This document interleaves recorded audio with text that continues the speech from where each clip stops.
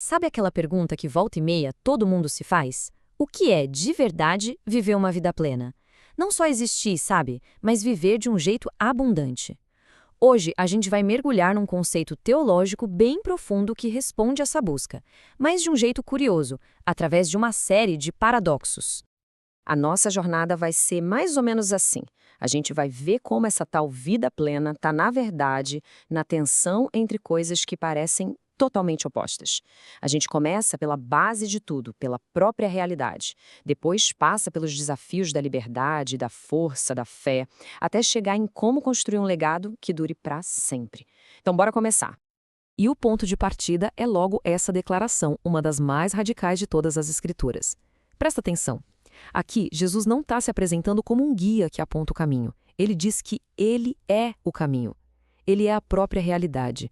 A verdade, nesse contexto, não é uma opinião. É a substância do que é real, eterno, absoluto.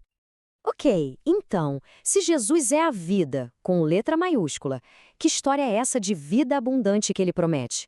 Com certeza é algo que vai muito, mas muito além do nosso dia a dia. E para entender isso, o grego original dá uma pista fantástica. A vida prometida é Zoe, não é só vida biológica, é vida divina, espiritual, eterna. Se a gente pensar que o pecado é uma ausência, um vazio, a Zoe é o que preenche esse vazio, é a restauração completa. E mais, ela vem de forma perisson, essa palavra é incrível, significa uma abundância que não cabe, que transborda, que supera qualquer expectativa. E é aqui que a coisa começa a ficar bem interessante. Porque essa ideia de vida plena bate de frente com o que a gente costuma pensar sobre liberdade. E isso nos joga direto no nosso primeiro grande paradoxo. Vamos fazer uma viagem no tempo para a antiga cidade de Corinto. Um lugar super cosmopolita, cheio de opções, de excessos. E lá, os novos cristãos tinham um slogan na ponta da língua. Tudo é permitido. E eles usavam isso para justificar, bom, quase tudo. Aí entra em cena o apóstolo Paulo para colocar ordem na casa. Ele faz uma distinção que é simplesmente crucial. A verdadeira liberdade cristã não é uma licença para fazer o que der na telha. Pelo contrário, é ser liberto do domínio do pecado para um propósito muito maior: amar, servir, edificar. E ele não fica só na teoria, não. Ele nos dá 3 filtros, quase um checklist prático para essa liberdade. Antes de agir, a gente deveria se perguntar: primeiro, isso aqui convém? Traz algum crescimento de verdade? Segundo, isso aqui corre o risco de me dominar, de virar uma nova prisão? E terceiro, isso edifica? Constrói as pessoas ao meu redor ou destrói?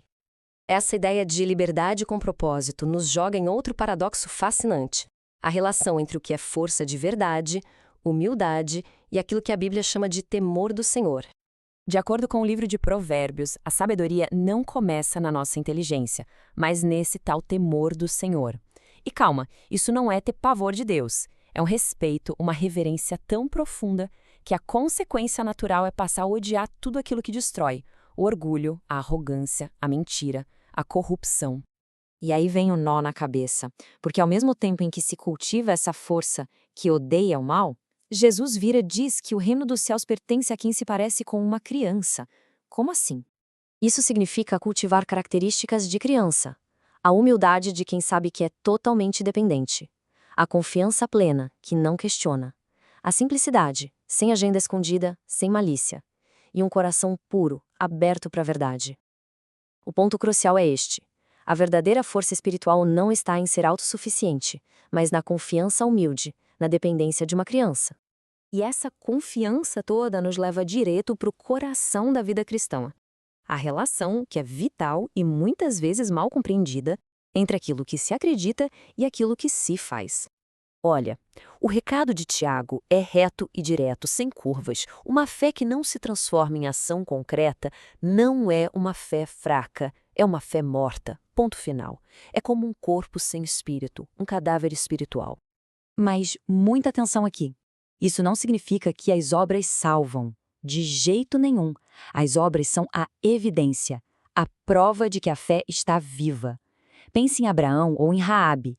Eles não foram considerados justos só por acreditar no coração. Foi porque essa crença os levou a uma ação radical, arriscada, decisiva. Essa união de fé e ação nos leva a uma questão fundamental. Se a nossa vida é uma construção, como a gente pode ter certeza de que estamos construindo algo que vai durar para sempre? As fontes bíblicas usam exatamente essa metáfora da construção. A gente pode usar materiais que resistem ao fogo, como ouro, prata, pedras preciosas, que simbolizam os atos feitos por amor, por obediência, com a motivação certa. Ou a gente pode construir com madeira, feno e palha, materiais que queimam fácil, que representam as coisas que a gente faz por vaidade, por egoísmo, só para parecer. E aqui tem um ponto que é crucial entender. O fundamento, o alicerce, é um só: Cristo. A salvação de quem crê nele não está em discussão. O que vai ser avaliado é a qualidade da construção que foi feita em cima desse fundamento. O que foi feito com a vida que foi dada. A imagem usada é fortíssima. A pessoa cuja obra for consumida pelo fogo do juízo divino vai ser salva, sim, mas a sensação vai ser de alguém que escapou de uma casa em chamas, perdendo tudo, ficando só com a própria vida. Certo. Depois de passar por todos esses paradoxos, liberdade e disciplina, força e humildade, fé e ação, como é que a gente amarra tudo isso? O que é, no fim das contas, essa vida plena? A grande sacada é que a vida plena não é escolher um lado ou outro, é aprender a viver nessa tensão dinâmica entre eles. É a união do esforço máximo com a graça que se recebe de graça, da disciplina rigorosa com a liberdade genuína. É ter a força de um leão e, no mesmo coração, a humildade de uma criança.